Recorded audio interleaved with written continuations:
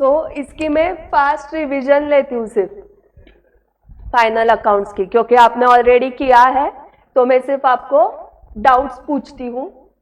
आपको उसके आंसर्स आ गए तो हम नेक्स्ट कंसेप्ट पे जाएंगे, आपको आंसर नहीं आया तो I will explain that concept, ठीक है? Okay okay. एंड अगर ट्रायल बैलेंस में क्लोजिंग स्टॉक है तो कुछ एंट्री हुई है जिसकी वजह से वो ट्रायल बैलेंस में आया है, करेक्ट? तो वो एंट्री याद है क्या किसी को? Closing stock account debit to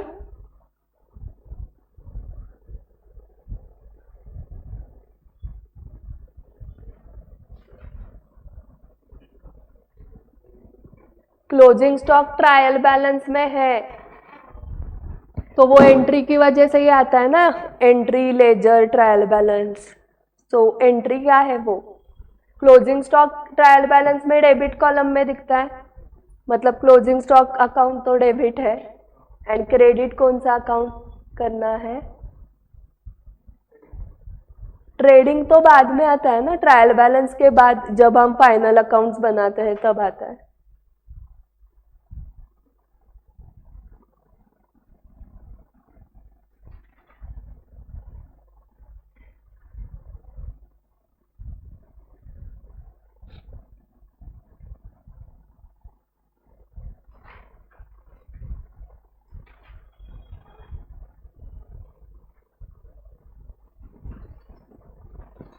ये देख के बताओ एंट्री। ये Urmila correct, closing stock account debit to purchases account, correct?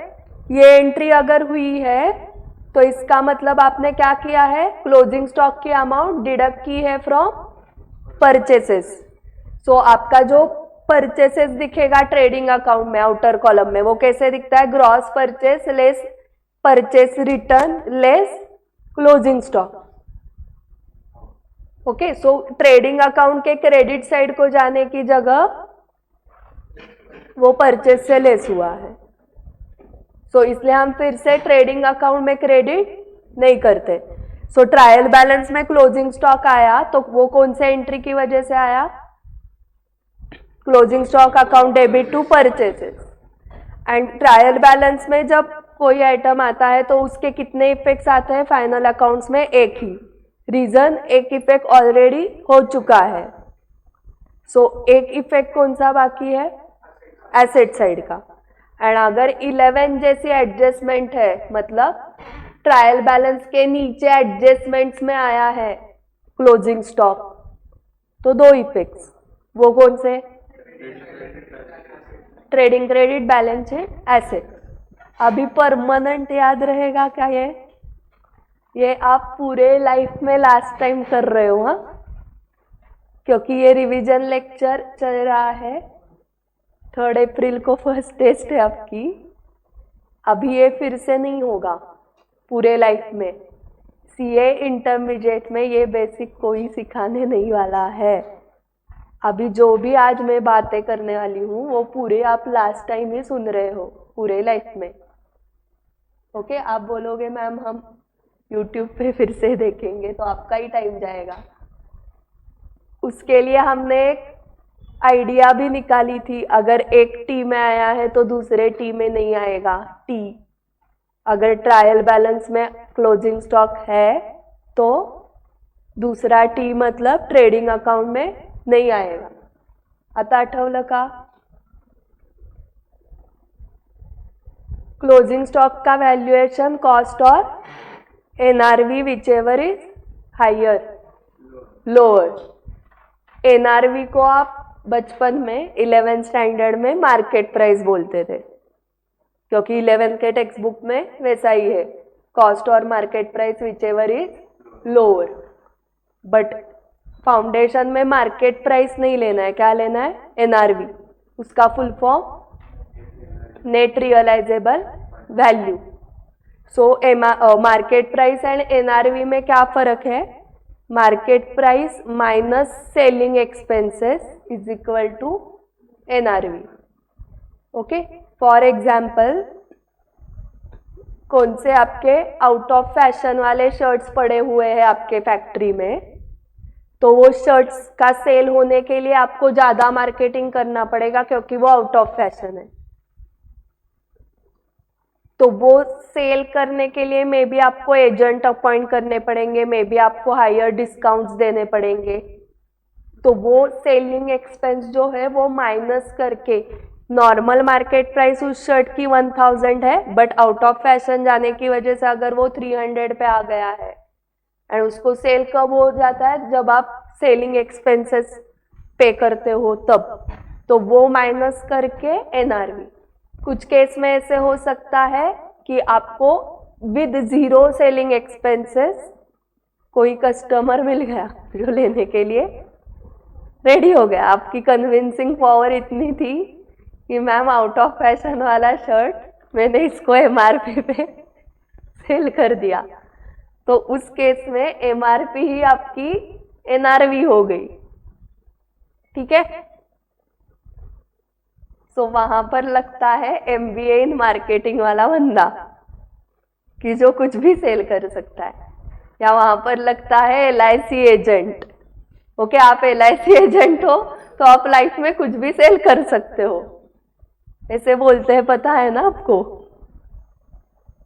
ये क्वेश्चन 1 था, ये हमने सॉल्व किया था। इसमें कैलकुलेट करना था cost of goods sold and amount paid to creditors, और वो दोनों की अमाउंट 12 lakhs आ रही थी। कॉस्ट ऑफ गुड्स सोल्ड आपने कैसे निकाला, opening stock add purchases add direct expense less closing stock, but closing stock trial balance में है, इसका मतलब वो परचेसेस से माइनस होके ही आया है, इसलिए हमने opening stock add purchase add direct expense इतना ही किया था, लेस क्लोजिंग स्टॉक नहीं किया था क्योंकि ऑलरेडी लेस हुआ है। देन क्रेडिटर्स का जो पेमेंट है, अमाउंट पेड टू क्रेडिटर्स, उसके लिए क्रेडिटर्स का लेजर अकाउंट आपने प्रिपेयर किया। बाय बैलेंस ब्रॉट डाउन ये था, करेक्ट ना Yash, 3 lakh, and closing balance क्या था, हाँ, to balance carried down 4 lakh. And by purchases, क्योंकि क्रेडिट परचेसेस की एंट्री क्या होती है, purchases account debit to creditors, so creditors account के क्रेडिट साइड को बाय परचेसेस कितने लिखे थे, 13 लाख, करेक्ट। ये 10 लाख प्लस क्लोजिंग स्टॉक का 3 लाख ना, एक्चुअल आपने परचेस 13 लाख किए थे, उसमें से 3 lakh closing stock account debit to purchases, इस एंट्री की वजह से वो 13 लाख का 10 लाख होके आया इधर ना। सो एक्चुअल परचेसेस आपके 13 लाख के हैं, सो आपने क्रेडिटर्स अकाउंट के क्रेडिट साइड को बाय परचेसेस 13 लाख लिया था, bye balance brought down 3 lakh, जो कहां पर था, ट्रायल बैलेंस के नीचे। एंड ट्रायल बैलेंस में जो था वो ट्रायल बैलेंस लास्ट डे का होता है ना,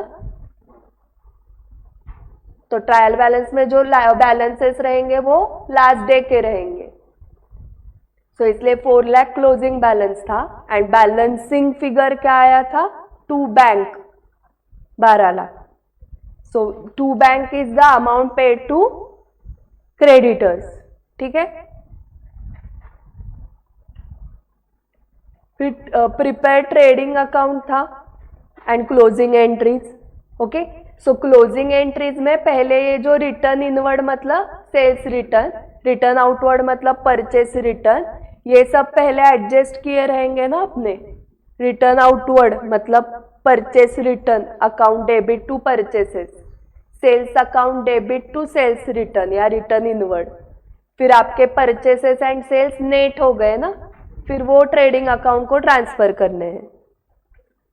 यहां पर sales account and closing stock ये आपने एक एंट्री में कंबाइन किया तो भी चलेगा, sales account debit closing stock account debit to trading, and then जो ग्रॉस प्रॉफिट आया तो trading to gross profit to P&L, so इसकी कंबाइंड एंट्री भी अलाउड है, trading account debit to P&L account. And gross loss आया तो exactly opposite होगा, क्योंकि ग्रॉस लॉस P&L के डेबिट साइड को आता है ना, to gross loss brought down, gross profit आया तो by gross profit brought down आता है. सो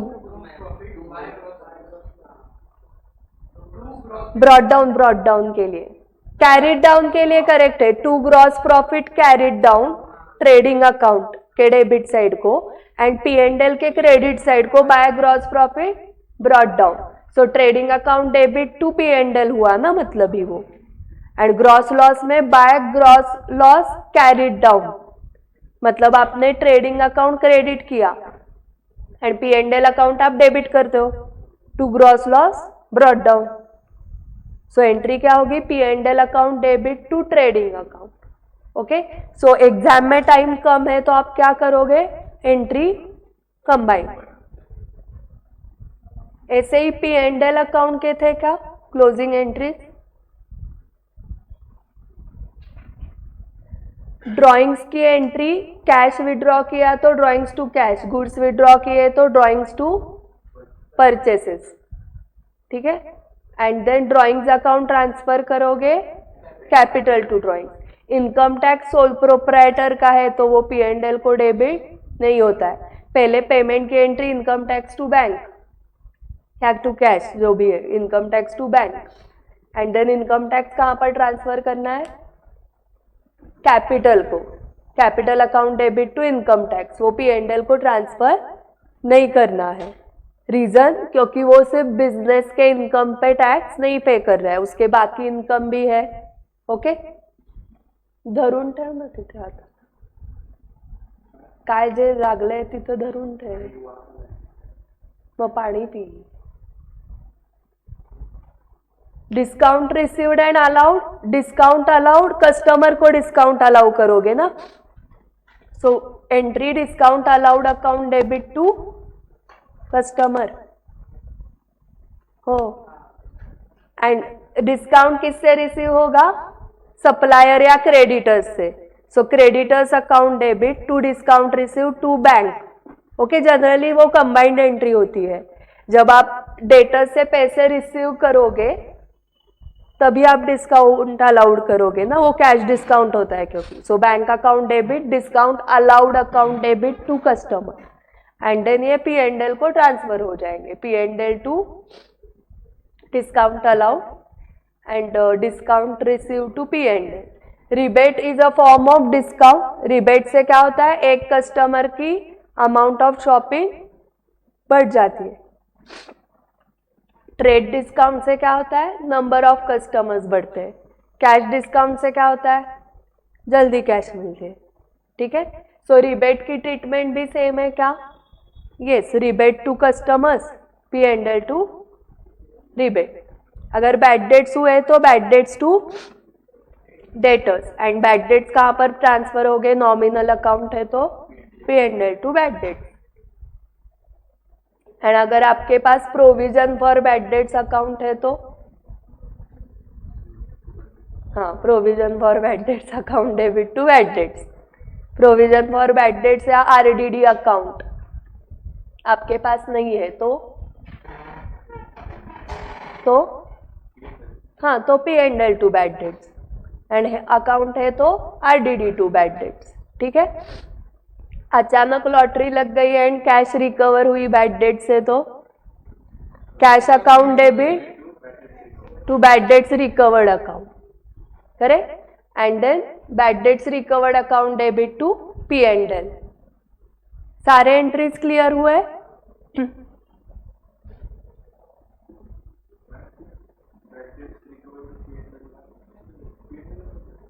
P&L चा क्रेडिटला ना इन्कम गेन झालं ना तुझं. पहले कैश अकाउंट डेबिट टू, इथे लिहा ती एंट्री. यहाँ पर लिखो फर्स्ट एंट्री होगी कैश अकाउंट डेबिट और bank account debit to bad debts recovered. And second entry होगी bad debts recovered account debit to profit and loss account. Bad debts हुआ तो P&L डेबिट करते हो, बैड डेट्स रिकवर हुआ तो हाँ हाँ.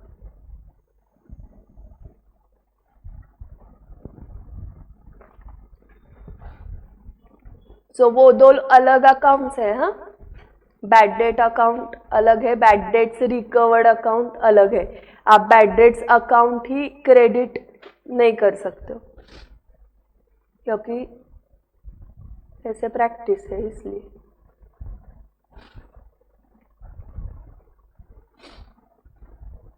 इसमें क्या करना था, P&L ना, and closing entries.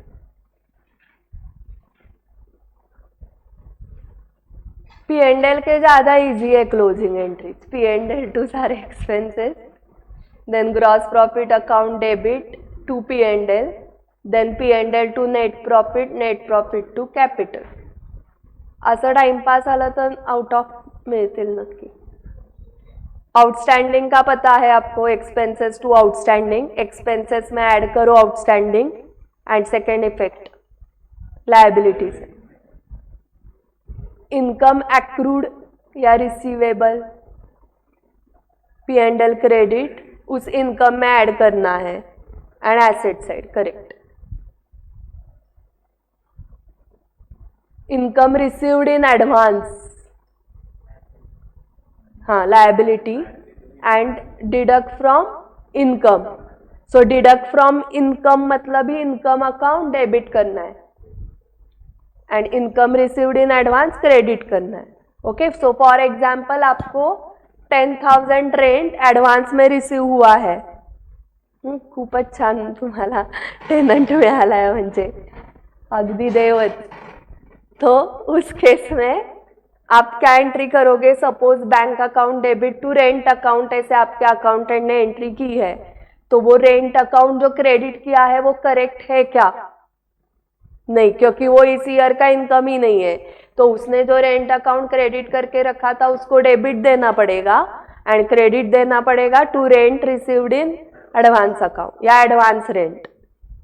So bank to rent अगर पहली एंट्री हुई है तो दूसरी एंट्री होगी rent to advance rent account. But आपने बहुत होशियार अकाउंटेंट रखा है तो वो पहले ही एंट्री करेगा bank account debit to advance rent. ठीक है,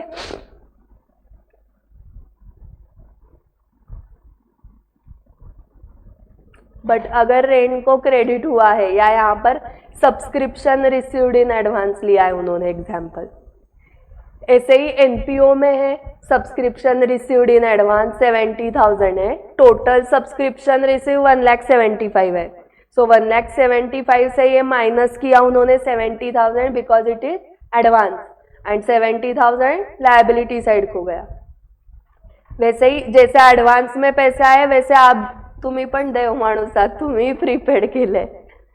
सो प्रीपेड एक्सपेंसेस, प्रीपेड रेंट है, टोटल रेंट आपने पे किया था 50,000, उसमें से 14,000 pertains to the next year. So you will to effect deduct from rent and asset side. अभी कुछ इन्वेंट्री है आपके पास, जैसे कि स्टेशनरी, एडवर्टाइजमेंट मटेरियल, वो कॉमा नहीं चाहिए, हाँ वहाँ पर stationery comma advertisement material comma manufacturing stores etcetera. The cost where of already has been debited to expenses account. तो देखो यहाँ पर स्टेशनरी के एग्जाम्पल्स बताओ, कौन से वाले? आप इमेजिन करो आप सीए हो गए हो, आपका ऑफिस है। सो सीए के ऑफिस में स्टेशनरी क्या होगी? पेपर्स, स्टेपलर्स, कैल्सी, पेन्स,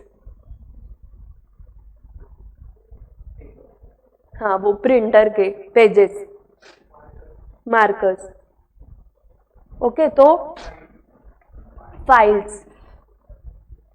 आपने रविवार पेट में जाके होलसेल में परचेस किया कि चलो ज़्यादा क्वांटिटी ली तो सस्ते में मिल रहा है, वैसे भी एक पेन खत्म होने के बाद नेक्स्ट पेन लग नहीं वाला, तो आपने पेमेंट 100 पेन्स का करके रखा है, तो वो 100 पेन्स तो लाइफ टाइम ही हो गया मतलब आपके लिए, correct? So you have made the payment, the cost where of has already been debited to expense account.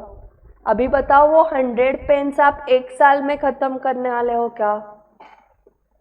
नहीं। सो जो इस साल में आप यूज करोगे पेन, उतना ही एक्सपेंस P&L को डेबिट होना चाहिए। मैचिंग कंसेप्ट, जितना आपने यूज किया उतना ही एक्सपेंस जाएगा ना। बट आपने 100 पेन्स का पेमेंट करके रखा है, फिर क्या करोगे? That will be the inventory. So first entry इधर लिख के रखो, जो 100 पेन्स के लिए पेमेंट किया आपने उसकी एंट्री क्या करोगे? Stationery account debit to bank. And then आपको पता है कि आपने पूरे साल में कितने यूज किया उस स्टेशनरी में से। 100 में से 10 पेन यूज हुए तो 90 स्टॉक में जाएगा ना। सो सेकेंड एंट्री ये है, inventory of material account debit to stationery.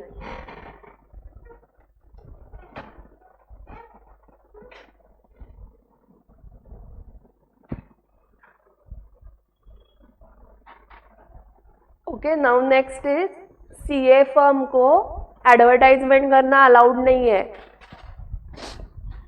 कहाँ पर लिखा है ये? Chartered accountants act 1949। ओके, आपने पैम्पलेट्स वगैरह देखे क्या? एकेडमी के नहीं, सीए फर्म जो प्रैक्टिस करते हैं लोग, उनके पैम्पलेट्स देखे हैं क्या? होर्डिंग्स देखे हैं क्या? एक इनकम टैक्स रिटर्न पे एक रिटर्न फाइलिंग फ्री, नहीं देखा है? टैक्स कंसल्टेंट के होते हैं, क्योंकि वो सीए नहीं है तो उनको एक्ट एप्लीकेबल ही नहीं है वो 1949 का। सो एडवर्टाइजमेंट मटेरियल नहीं होगा तो आपका बिजनेस चेंज करो। स्टेशनरी के टाइम आप सीए फर्म थे, अभी आप बिजनेस में हो तो आपको एडवर्टाइजमेंट मटेरियल लगेगा। सो फॉर एग्जाम्पल हमारा शर्ट्स का बिजनेस है तो हम क्या एडवर्टाइजमेंट करेंगे? बैनर्स वगैरह लगवाएंगे, पैम्पलेट्स, मटेरियल ना तो चाहिए। होर्डिंग्स वगैरह मत बताओ, वो होर्डिंग्स का तो आप रेंट दोगे ना, बट वो रेंट आपने दिया, बट होर्डिंग्स आपको बैनर प्रिंट करवा के लेना पड़ेगा। एडवर्टाइजमेंट नहीं चाहिए हमें, एडवर्टाइजमेंट मटेरियल चाहिए जिसको आप स्टॉक में कन्वर्ट करोगे। अगेन इसका भी ऐसे ही होता है, जितने पैम्पलेट ज्यादा प्रिंट करोगे उतना कम रेट में मिलेगा। सो आपको लगने वाले 2000 प्रिंट्स पैम्पलेट के, बट वो बोल रहा है 10,000 लोगे तो 5,000 में 10,000 कॉपी। तो आपने 10,000 प्रिंट करवा के रखे तो पेमेंट आपने 10,000 पैम्पलेट का किया है, बट यूज आपने 2,000 ही की है, तो बाकी के 8,000 पैम्पलेट्स की जो कॉस्ट है वो कहाँ पर जाएगी? इन्वेंट्री। समझ में आ गया? एंड वैसे ही मैन्युफैक्चरिंग स्टोर्स, जो भी मैन्युफैक्चरिंग करके रखा है आपने वो स्टोर करना पड़ेगा। ओके, तो उसके रिलेटेड मटेरियल। सो जैसे कि शर्ट्स मैन्युफैक्चर करके रखे और ऐसे ही रख दिए और पैक करके रख दिए तो कौन से सेल होंगे? हाँ, तो वो पैकिंग का वगैरह पेमेंट हो गया ना, आपको वो बैग्स वगैरह खरीदना पड़ेगा ना, तो आपका खर्चा तो हो गया वो बैग्स का, बट वो खर्चा कब रिकवर होगा आपका? हाँ, ओके। सो जब सेल आप रिकॉर्ड करते हो ट्रेडिंग अकाउंट के क्रेडिट साइड को, तो उतना मैचिंग एक्सपेंस ही आपको डेबिट करना है। ओके, अभी 10,000 शर्ट्स आपके मैन्युफैक्चर करके रेडी है, बट आपने 2,000 ही सेल किए, तो बाकी 8,000 जो मैन्युफैक्चर करके रखे तो वो पैक करके रखने पड़ेंगे। तो वो 8,000 शर्ट सेल नहीं हुए हैं, आपका इनकम तो 2,000 शर्ट्स का इधर दिख रहा है, तो इधर 10,000 शर्ट्स का पैकिंग एक्सपेंस तो हमेशा लॉस में दिखेंगे हम, क्योंकि सेल 2,000 शर्ट्स की अमाउंट दिख रही इधर क्रेडिट साइड को, एंड डेबिट साइड को 10,000 शर्ट्स का पैकिंग दिख रहा है ना, वो 2,000 शर्ट्स का ही पैकिंग एक्सपेंस दिखना चाहिए। जितना सेल किया उतना एक्सपेंस प्रोपोर्शनेट इतना हुआ, तो ये मेरा प्रॉफिट। ओके, तो इसलिए बाकी 8,000 शर्ट्स का जो आपने पेमेंट करके रखा है वो स्टॉक में जाता है ट्रांसफर करके। क्लोजिंग स्टॉक कहां पर आता है? ट्रेडिंग अकाउंट क्रेडिट साइड को। ओके, सो फिर वो मैच हो जाएगा कि 2000 का सेल हुआ एंड 8000 का स्टॉक में है। सो ऐसे 2000 का सेल शर्ट्स का, उसका पैकिंग एक्सपेंस रिकवर हो गया कस्टमर से। 8000 शर्ट्स का स्टॉक में दिखाओगे आप पैकिंग मटेरियल, क्योंकि वो सेल नहीं हुआ है। तो इसको फिर आप डेबिट साइड के साथ मैच कर सकते हो, पैकिंग एक्सपेंसेस ऑन 10,000 शर्ट्स, क्योंकि क्रेडिट साइड को भी 10,000 शर्ट्स का पैकिंग एक्सपेंस दिख रहा है। एक रिकवर हो गया, एक रिकवर होने वाला है नेक्स्ट ईयर।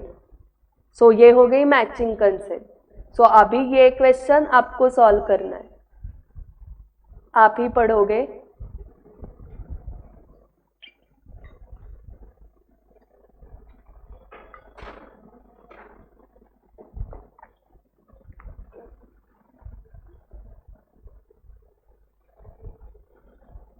यहाँ पर फुल स्टॉप नहीं है। It is also given outside the trial balance that closing stock of stationery is 5000।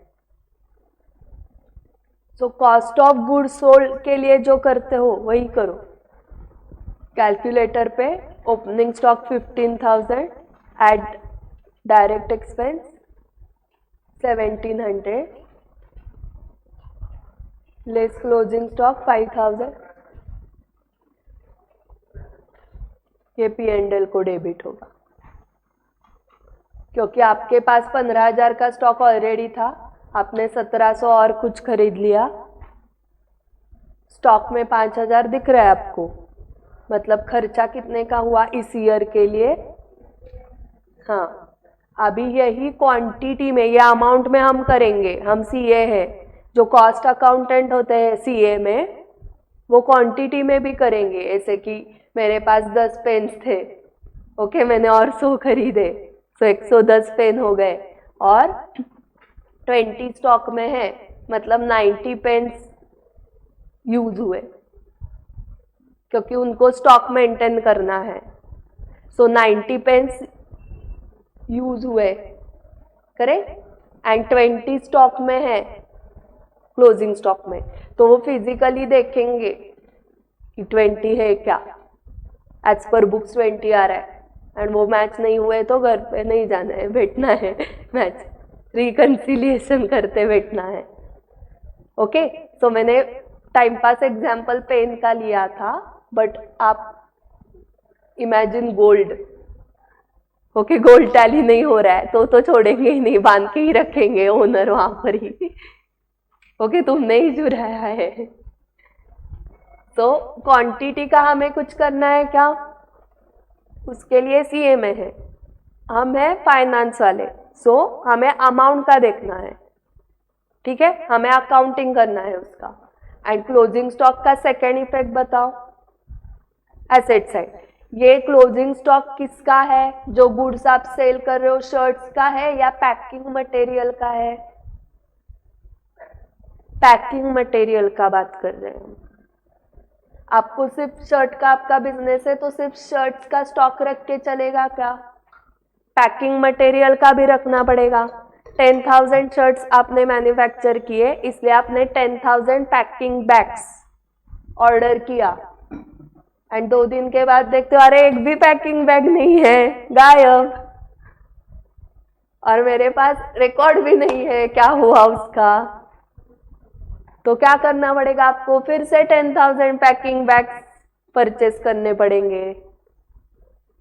So inventory का जो टॉपिक है उसमें भी हमने ये देखा था कि जो पैकिंग मटेरियल है वो भी इन्वेंट्री का पार्ट है, क्योंकि आप देखते हो कि जब आपको शर्ट सेल होता है ना 1,000 रुपीज का, तो वो जो बैग अच्छी सी सिलाई की मिलती है ना आपको, उसका कॉस्ट भी आपको ही लगाया हुआ रहता है उन्होंने, और फिर भी वो एडिशनल 5 रुपए लेते हैं। वो 5 रुपए ऑलरेडी है उस 1,000 में, फिर भी आपको क्लोथ बैग चाहिए, 5 रुपीज एक्स्ट्रा देना पड़ेगा। अभी जो 20,000 की वहां पर शॉपिंग कर रहा है वो क्या बोलेगा, नहीं नहीं मैं घर से लेके आया हूं ना मेरी बॅग, कापडी पिशवी घेऊन आलोय मी 5 रुपये वाचवायला. तो ऐसा तो नहीं होता. आप 10-20 रुपए की बैग भी खरीदते हो, वो 10-20 ऑलरेडी उस शर्ट में है और 10-20 रुपया दिए आपने. क्लियर हुआ? तो उसका भी स्टॉक रखना पड़ेगा क्या सिलाई वाले को? यस, रखना पड़ेगा. ठीक है. अभी प्रोविजन फॉर डाउटफुल डेट्स अगर आपके पास है तो बैड डेट्स वहां पर जाएगा. Provision account debit to bad debts नहीं है तो P&L to bad debts. But ये प्रोविजन आया कहां से, क्रिएट कैसे हुआ बताओ?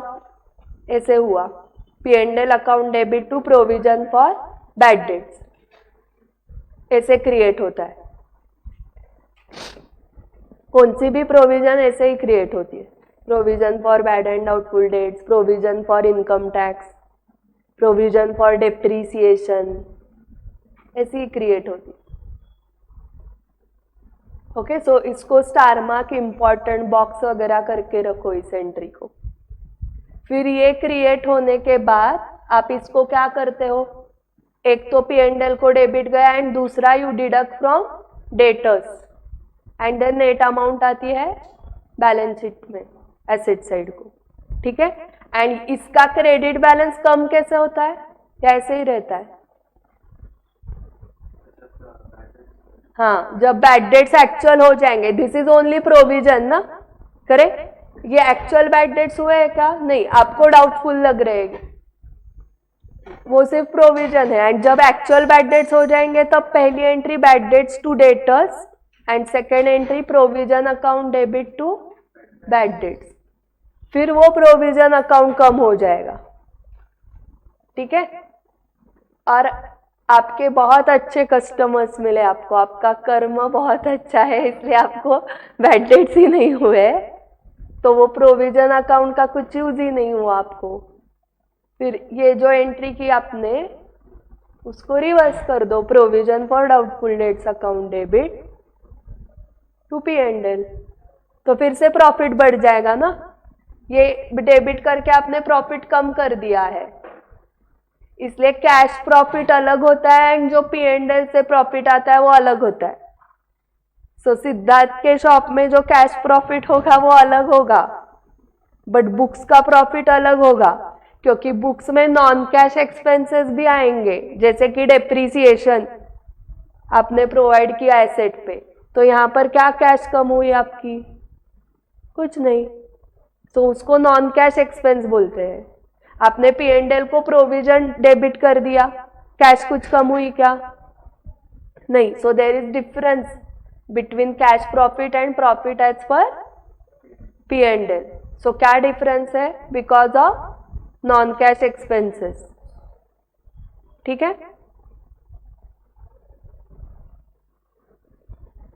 ये क्वेश्चन सॉल्व करना है. Show how you would compute the amount to be debited to the P&L.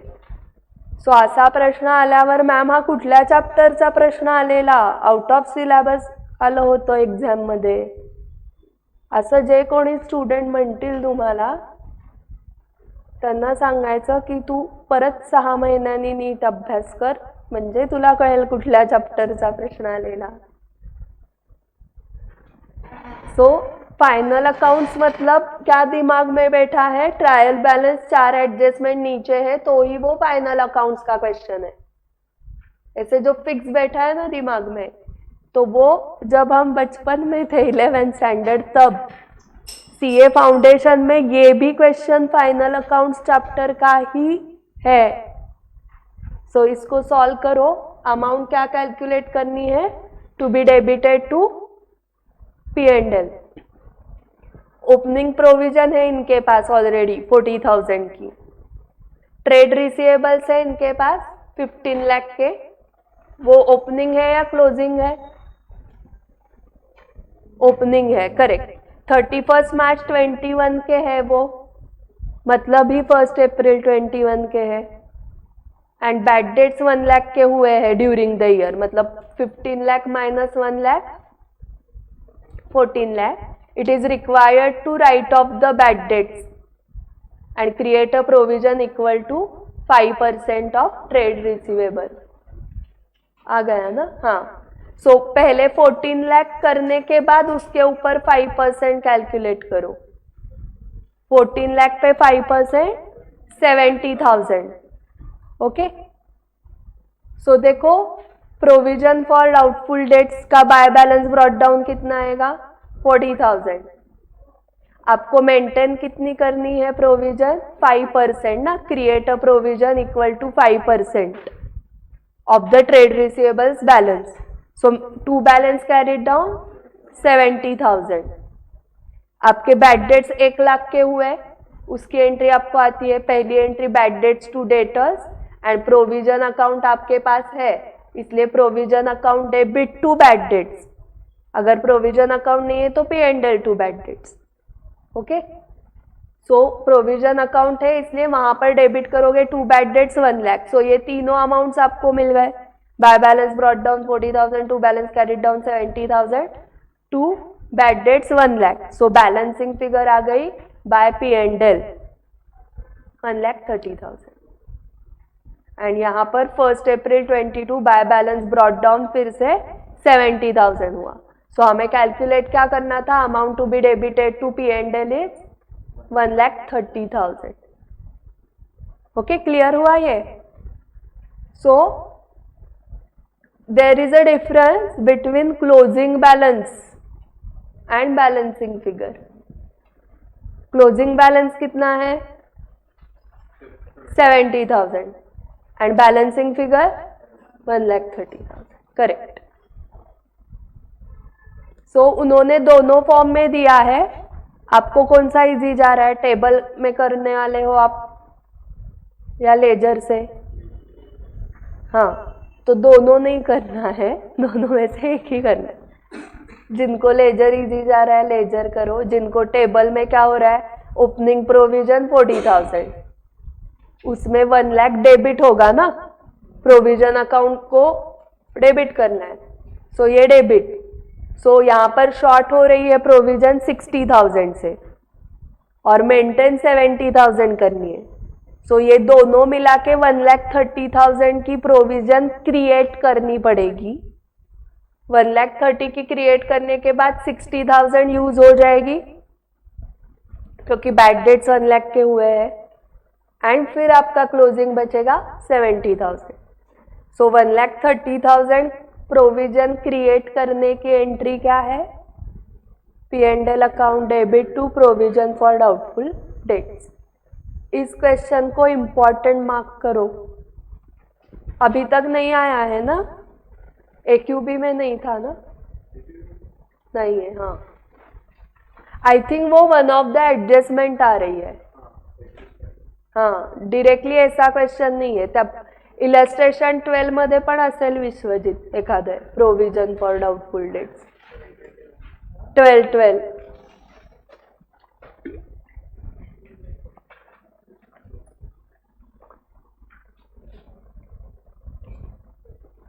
P&L debit 1,30,000 and asset side को कैसे दिखेगा? पहले trade receivables 15 lakh minus bad debts 1 lakh, 14 lakh minus RDD 70,000. So outer column 13,30,000. सो P&L को debit कितना किया? 1,30,000. But less करते वक्त कितना लेस किया? 70,000.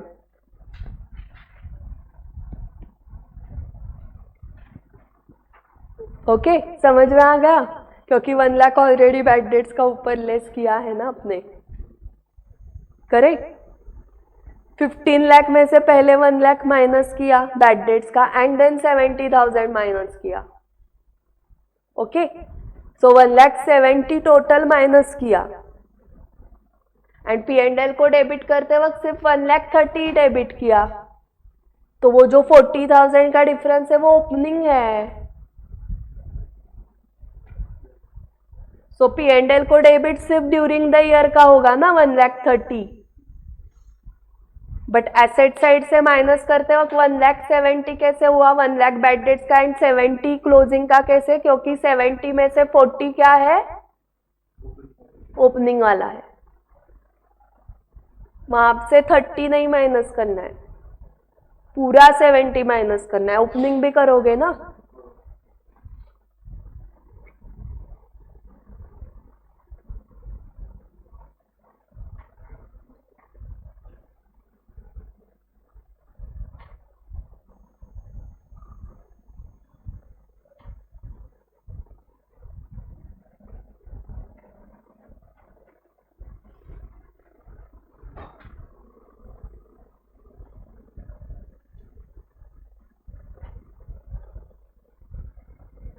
ओके, मैं होमवर्क दे रही हूं आपको।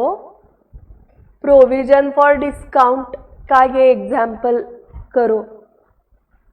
अगेन मैंने क्या बताया था? प्रोविजन क्रिएट करने के सबके एंट्री सेम ही है, P&L account debit to provision for discount. ठीक है, तो वैसे ही देखो P&L को डेबिट हुआ है एंड डेटर्स से माइनस किया है। सो देखो डेटर्स से माइनस करते वक्त पहले बैड डेट्स माइनस होते हैं। सो 15 लाख से 1 लाख माइनस किए, फिर जो अमाउंट आई उसके ऊपर परसेंटेज निकाल के प्रोविजन फॉर डाउटफुल डेट्स, वो माइनस करके जो अमाउंट आई 4 लाख, उसके ऊपर 10% कैलकुलेट हुआ है प्रोविजन फॉर डिस्काउंट। जो डाउटफुल लोग हैं उनको डिस्काउंट दोगे क्या आप? इस कस्टमर से अमाउंट आना डाउटफुल है और मैं इसको डिस्काउंट दे देता, वो डाउटफुल है मतलब ये बैड डेट्स में जा सकता है। सो जो डाउटफुल नहीं है उनको गुड डेटर्स बोलते हैं। Good debtors, bad debts and doubtful. So जो गुड है 4 लाख के, उनसे आपको रिकवरी करनी है अभी, सो उनको आप कैश डिस्काउंट देते हो। सो वो कैश डिस्काउंट दिया नहीं है आपने, एक्चुअल में आप प्रोविजन करके रख रहे हो कि इन लोगों ने पैसे जल्दी नहीं दिए तो मुझे कैश डिस्काउंट देना पड़ेगा 10% इनको। सो ये जस्ट आपने प्रोविजन की है। ऑलरेडी दिया है क्या आपने डिस्काउंट? नहीं। जब दोगे और डिस्काउंट तब provision for discount account debit to discount allowed करोगे, फिर P&L अकाउंट डेबिट नहीं करना है।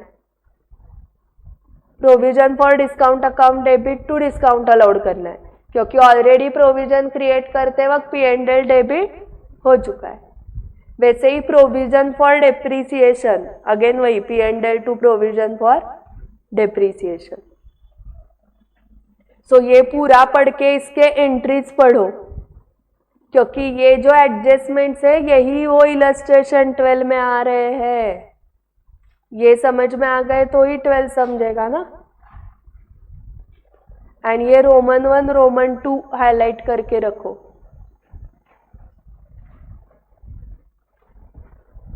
Provision for doubtful debts, provision for discount on trade receivables are deducted from debtors and provision for depreciation is deducted from cost of the assets.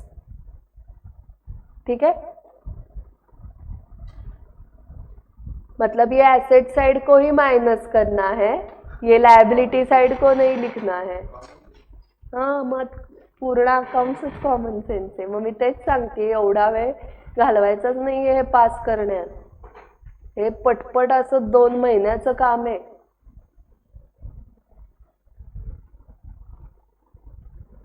Okay, दोनों provision for discount, provision for depreciation करना है आपको।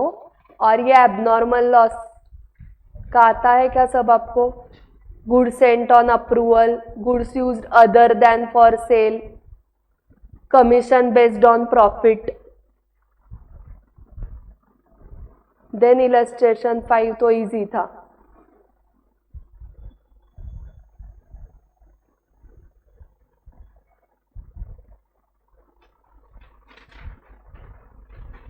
Illustration 6 भी easy था। 7 भी easy है क्या? 7 में है ये ना, एरर्स है, एरर्स। ये भी होमवर्क के लिए करो आप। और ऐसा ही सिमिलर क्वेश्चन AQB में है, एग्जाम में आया हुआ है वो। While preparing P&L he had forgotten to provide. Yes, online students बताओ AQB में कौन सा क्वेश्चन है? 7 क्वेश्चन he had forgotten। 2-3 बार आया है हाँ ये एग्जाम में।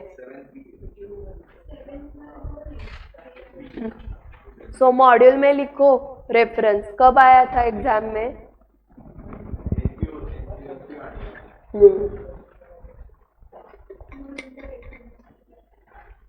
November 19 paper.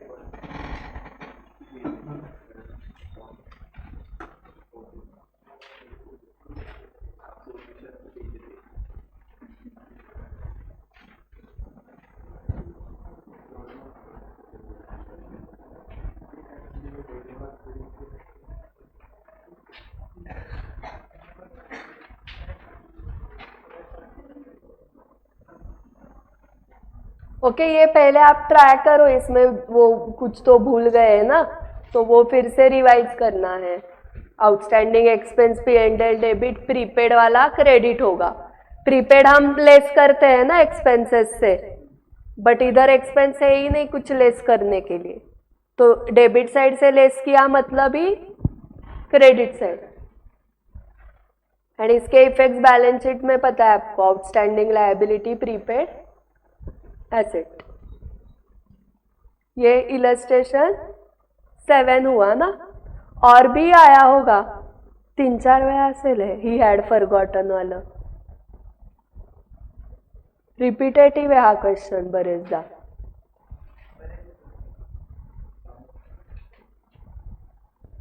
Illustration 8 opening entries आते हैं क्या आपको? बैलेंस शीट दी रहेगी लास्ट ईयर की। सो ओपनिंग एंट्रीज मतलब सारे एसेट्स डेबिट, सारे liabilities and capital credit. And उसके पोस्टिंग पता है आपको, पोस्टिंग द ओपनिंग एंट्री मतलब to balance brought down, debit balance है तो, एंड क्रेडिट है तो बाय बैलेंस। इलस्ट्रेशन 9 में कुछ प्रॉब्लम? लोन ईयर एंड को लिया है, ओवरड्राफ्ट भी ईयर एंड को लिया है, तो इंटरेस्ट नहीं लगेगा।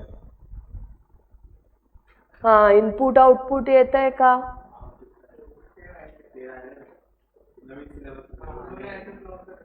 इनपुट इज डेबिट ना, and output is credit.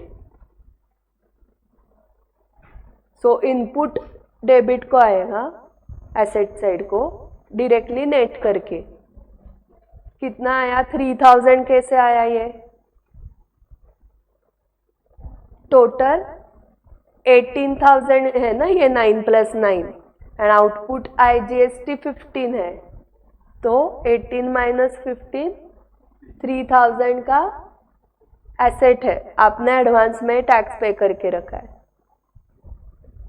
Input अगर ज्यादा है मतलब एडवांस में हो गया ना, एंड इनपुट कम है आउटपुट ज्यादा है तो रिमेनिंग आपको पे करना पड़ता है, फिर पे करना पड़ता है मतलब लायबिलिटी। करेक्ट। एंड वो सब याद है कि आपको किसका सेट ऑफ किसके अगेंस्ट मिलता है?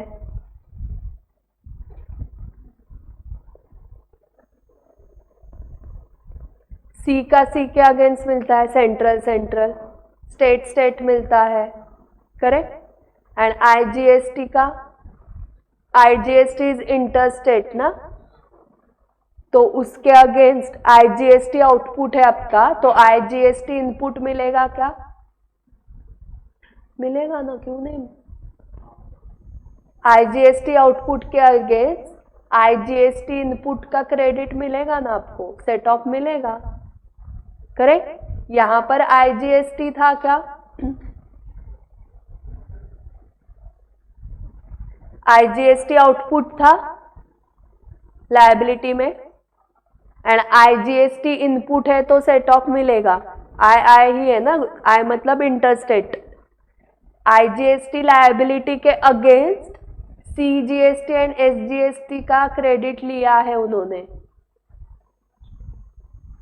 मतलब C and central and state का भी क्रेडिट मिल रहा है अगेंस्ट IGST। ठीक है,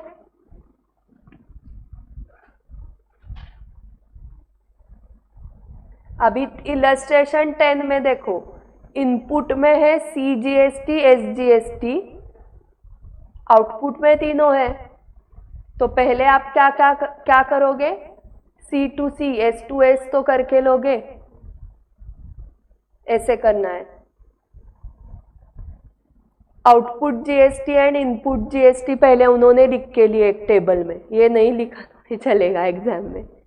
मतलब ये आउटपुट थे तीनों, ये इनपुट के दो ही थे ना, इनपुट में आया नहीं था। तो देखो कैसे करना है, आउटपुट टैक्स आउटपुट लायबिलिटी जो है वो पहले लिखना है फर्स्ट कॉलम में,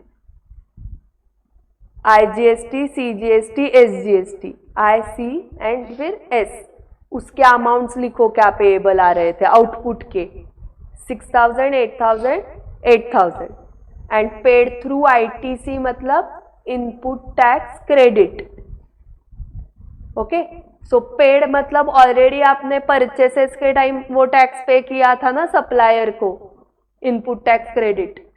तो इनपुट टैक्स क्रेडिट आपने IGST तो कुछ नहीं पे किया था, CGST किया था 10,000 का सेंट्रल गवर्नमेंट का, एंड स्टेट गवर्नमेंट का भी 10,000 किया था आपने, करेक्ट। सो देखो CGST जो 8,000 है सेंट्रल गवर्नमेंट का आउटपुट, उसके अगेंस्ट या 8,000 यूज कर दो, बट ये 10,000 था ना इनपुट टोटल, तो बाकी का 2,000 फिर IGST के अगेंस्ट सेट ऑफ कर। ओके, वैसे ही स्टेट गवर्नमेंट का 8,000 पेएबल था स्टेट का, बट स्टेट का भी आपने इनपुट 10,000 पे किया था, तो वो 8,000 पे कर दो, सेट ऑफ हो गया।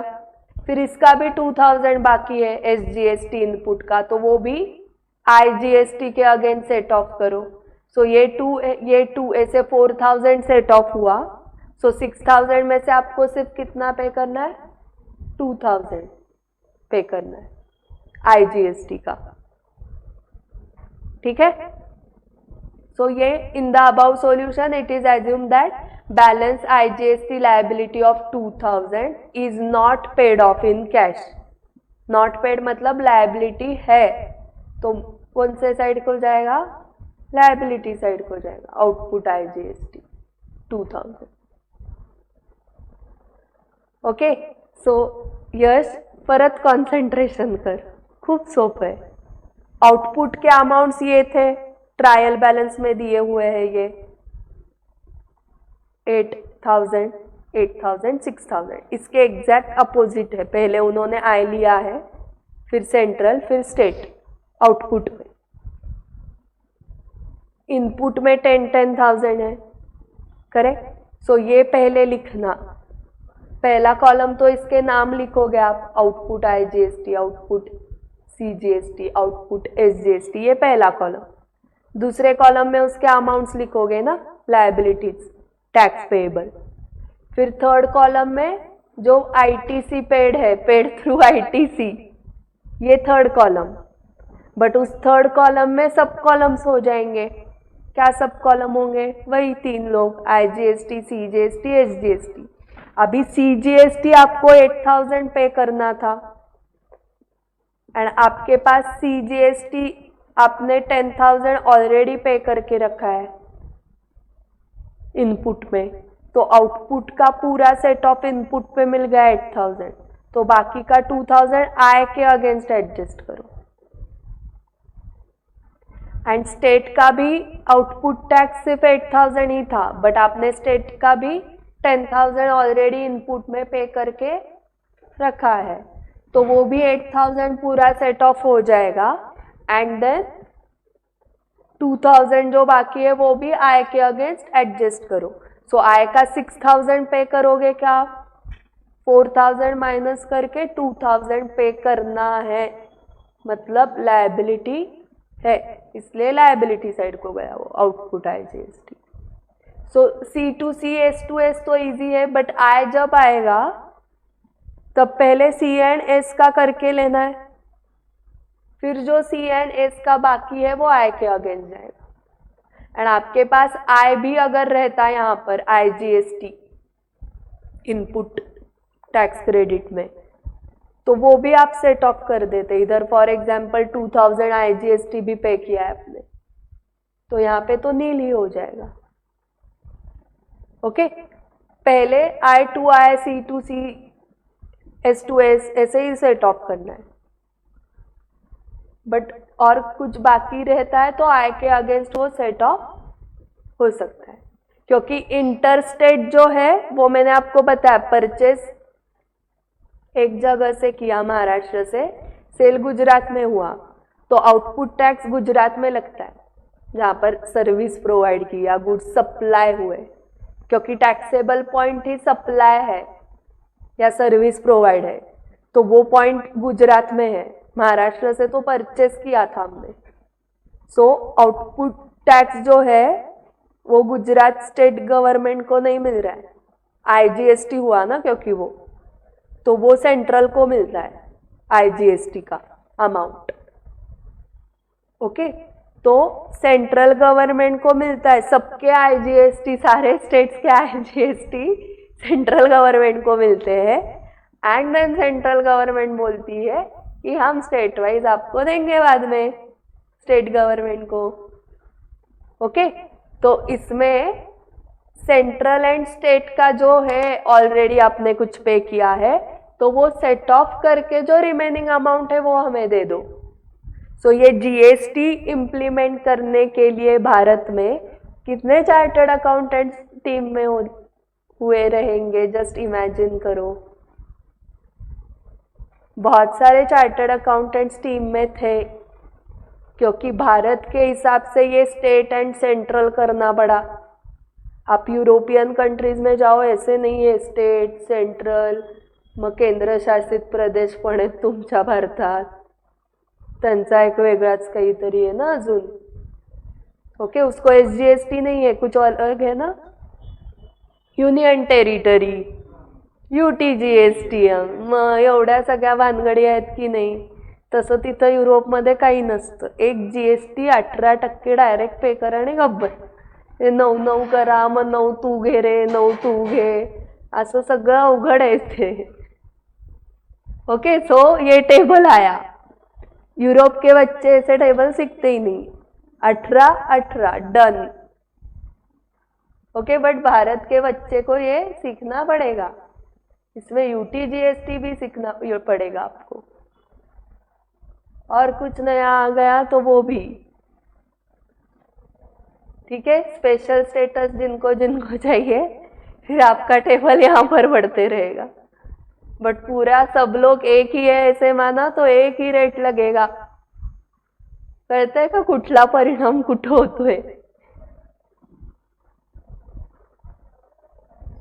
फिर ये सब आने के बाद वो अप्रूव हुआ, पाहिलत ना लोकसभा आणि राज्यसभा कशी चालते, पाहिलत की नाही।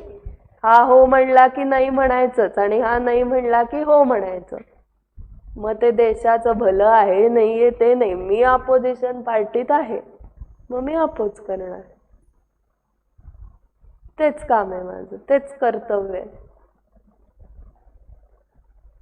अभी 6 एडजस्टमेंट्स है, अभी विश्वजीत बताएगा इसमें से क्या डाउट है तुम्हें। ये जो रॉन्ग हुए हैं वो पहले एसेट्स में ऐड करने पड़ेंगे ना। स्टील टेबल परचेस करके सेल किया है, बट वो सेल्स अकाउंट को क्रेडिट हुआ है,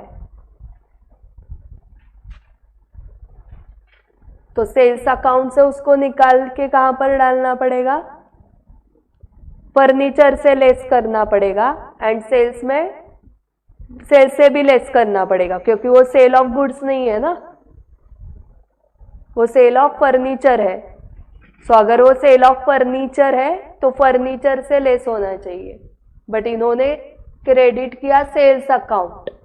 सेल्स अकाउंट कब क्रेडिट होता है, when there is sale of goods, तो उसको सेल से भी रिमूव करना पड़ेगा एंड फर्नीचर से भी रिमूव करके फिर आएगा ना डेप्रीसिएशन। ऑफिस इक्विपमेंट में भी क्या है, देखो अगर ये 11 का क्वेश्चन होता तो सिर्फ डेप्रीसिएशन प्रोवाइड करना था आपको, बट आप अकाउंटेंट नहीं बन रहे हो, आप चार्टर्ड अकाउंटेंट बन रहे हो। मतलब पहले आपको देखना पड़ता है कि जो एसेट्स में जो कुछ ऐड एंड लेस हुआ है एसेट अकाउंट में वो करेक्ट है या नहीं, फिर वो एसेट्स का क्लोजिंग बैलेंस करेक्ट है तो डेप्रीसिएशन का रेट लगाने के लिए चार्टर्ड अकाउंटेंट नहीं लगता है, वो बीकॉम वाला बंदा उतना कर सकता है। सो अगर ऐसे ऑफिस इक्विपमेंट में आपने टाइपराइटर परचेस करके परचेसेस अकाउंट डेबिट कर दिया तो उसको परचेसेस से निकालना पड़ेगा, क्योंकि परचेस आपने गुड्स नहीं किए। क्या परचेस किया है? टाइपराइटर, मतलब वो ऐड करना है in office equipment, deduct from purchase and then depreciation का रेट लगा।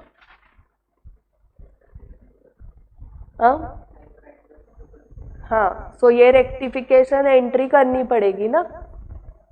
Okay, so entry pass rectification entry अगर क्वेश्चन है तो typewriter to purchases and final accounts में इसके effect deduct from purchase add in office equipment, यही add less accounting entry में ऐसे होता है, ऑफिस इक्विपमेंट टू परचेस।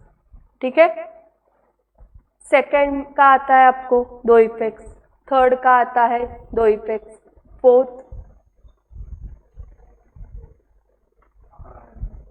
हाँ 11 मंथ्स का interest, 2 effects P and L debit है। फिफ्थ हाँ हाँ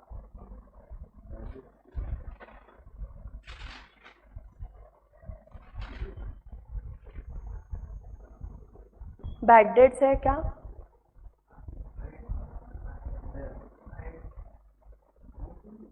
$8,60,000 डेटर्स, बैड डेट्स पहले माइनस करने पड़ेंगे और ये रेक्टिफिकेशन भी माइनस किया है क्या?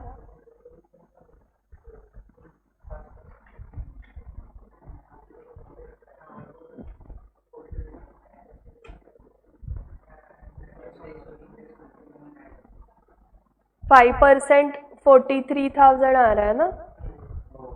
कैसे कैलकुलेट किया 43? हाँ 8,60,000 पे हाँ डायरेक्टली। हाँ ये बैड डेट्स माइनस नहीं करने पड़ेंगे क्योंकि वो माइनस होके ही आया है ना। ट्रायल बैलेंस में कैसे आया वो? Bad debts account debit to debtors, ये एंट्री हो चुकी है। इस एंट्री की वजह से ही वो बैड डेट्स अकाउंट डेबिट जो किया था वो डेबिट कॉलम में आ गया ना इधर। सो अभी बैड डेट्स टू डेटर्स मतलब डेटर्स जो आए हैं वो बैड डेट्स माइनस होके ही आए हैं, करेक्ट? सो ये इसका एक ही इफेक्ट अभी बैड डेट्स का बाकी है, P and L debit, and ये डेटर्स से बैड डेट्स ऑलरेडी माइनस हुए हैं इसलिए आप इसी अमाउंट पे 5% कैलकुलेट कर सकते हो। एंड जो सेल ऑफ फर्नीचर था उसका इफेक्ट कैसे हुआ है कि बैंक टू फर्नीचर की जगह बैंक टू सेल हुआ है, तो उस एरर का डेटर्स के साथ कुछ संबंध नहीं है। ओके, सो मैम सेल्स से माइनस किया तो मैं डेटर्स से भी माइनस करता हूँ वो पर सेल ऑफ फर्नीचर की अमाउंट। तो सेल ऑफ फर्नीचर का प्रॉब्लम सिर्फ सेल्स अकाउंट में है क्योंकि फर्नीचर क्रेडिट होने की जगह सेल क्रेडिट हुआ है, उसका डेटर्स के साथ संबंध नहीं है। सो जो 8,60,000 है उसके ही ऊपर 5% आपका आ गया 43,000 क्लोजिंग, एंड ओपनिंग कितना था 30, हाँ, and by balance brought down 30, to balance carried down 43, to bad debts अभी पी एंड एल डेबिट नहीं करने हैं ना, बैड डेट्स क्या डेबिट करना है? Provision account, to bad debts 20 इधर डेबिट करना है। सो बैलेंसिंग फिगर 33, ठीक है। सो देखो अगर बैड डेट्स मैंने इधर नहीं डेबिट किए तो इसका डिफरेंस कितना आ रहा है फिर 13, ये नहीं है ऐसे समझो डेबिट को, तो 13 आएगा ना, बाय पी एंड एल 13, मतलब पी एंड एल को 13 गए एंड बैड डेट्स भी आपने पी एंड एल को ही डेबिट किए तो 20। सो वैसे भी किया तो भी total debit P and L को 33 का ही होता है।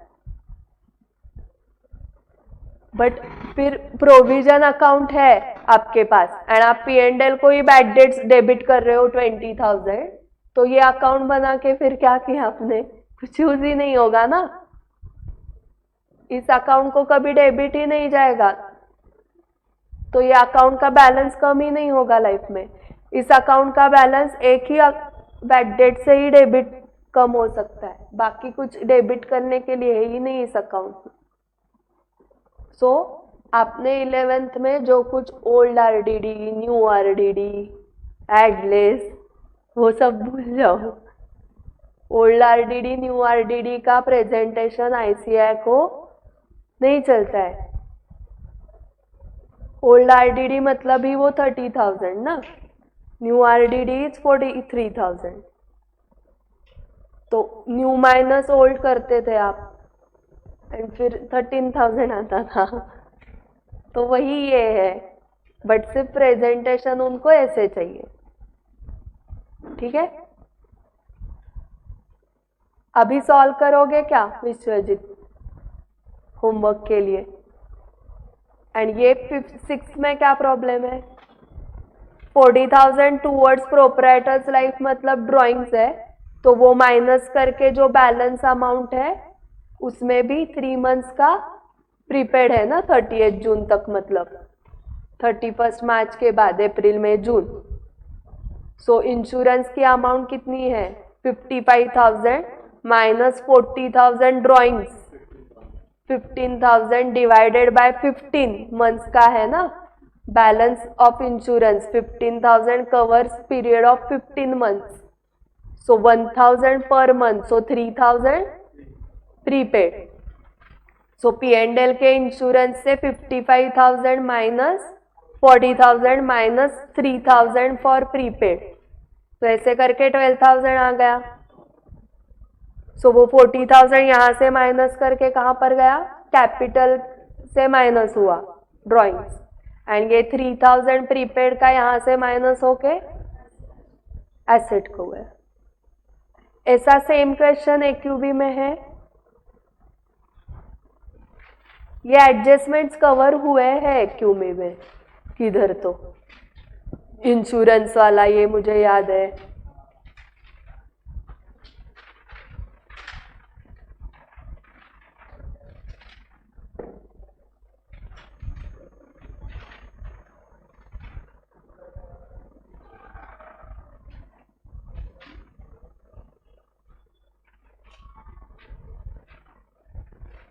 ये जो टेबल है ना 15 एडजस्टमेंट्स का, ये भी होमवर्क के लिए करो।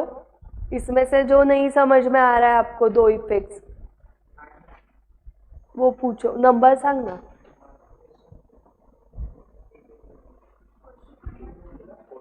रेफरन्स काय आणि तिथे, हाँ इलस्ट्रेशन 12 के बाजू में लिखो, पेपर में 18, आरटीपी में 20।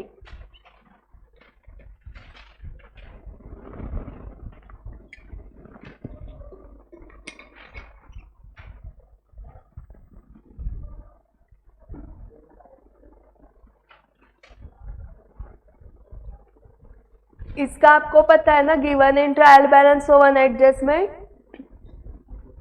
नॉट इन ट्रायल बैलेंस तो 2 एडजस्टमेंट। सो ये लाइफ में एक बार लास्ट टाइम सिर्फ देख लो ये 15, क्योंकि आपको करेक्ट आ रहा है तो ही आप अच्छे से ऑडिट करोगे, हाँ, नाही तो तुला पण येत नाही, मला पण येत नाहीये, नुसतं तुझ्याकडे बीकॉम माझ्याकडे सीए पण दोघं सेम आपण, असं नको तिथं व्हायला।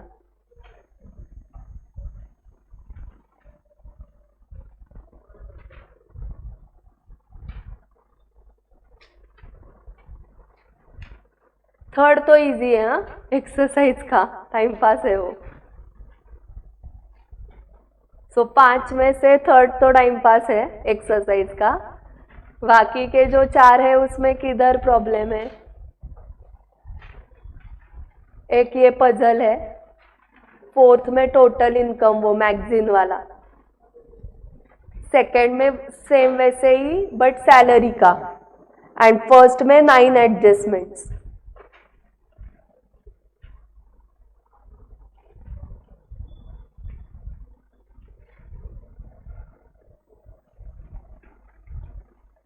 सो पहले आप ट्राई करोगे क्या ये एक्सरसाइज के पजल वगैरह? सो ऐसे अगर सैलरी पेड, मैगजीन वाला इनकम, टोटल इनकम, ये क्वेश्चंस कौन से टॉपिक के हैं? Final accounts of sole proprietor. Out of syllabus नहीं है ये। कोत्रीवाल तो आया है हाँ एग्जाम में, कंफर्म आया है सेलिंग ऑफ मैगजीन, एंड ये भी आया है सेन गुप्ता का।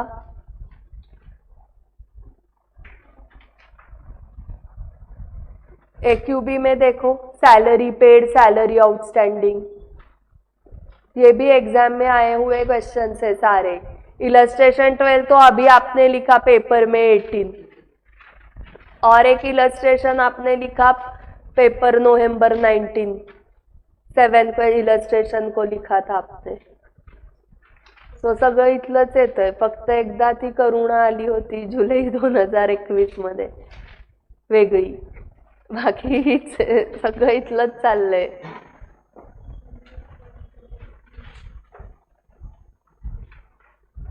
तुमच्याकडे AQB नाही आहे का?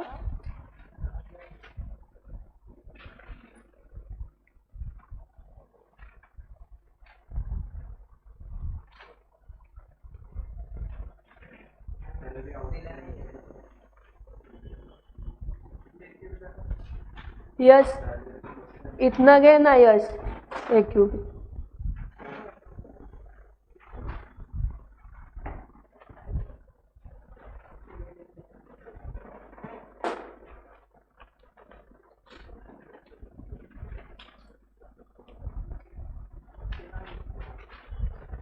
मैन्युफैक्चरिंग एंटिटीज का हमें करना है क्लास में या आप करने वाले हो?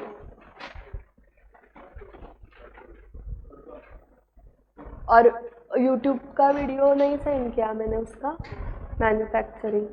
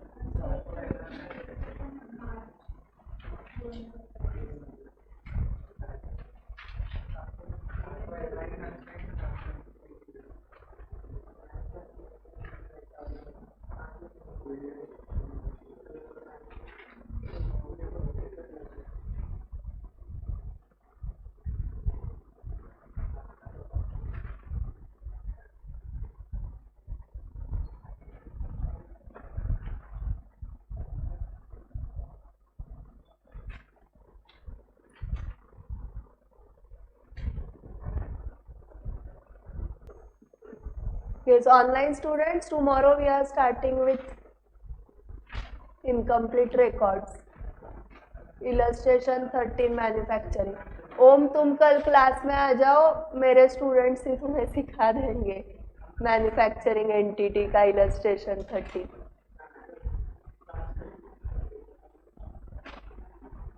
क्लास में आ जाओ फिर डाउट सॉल्व कर।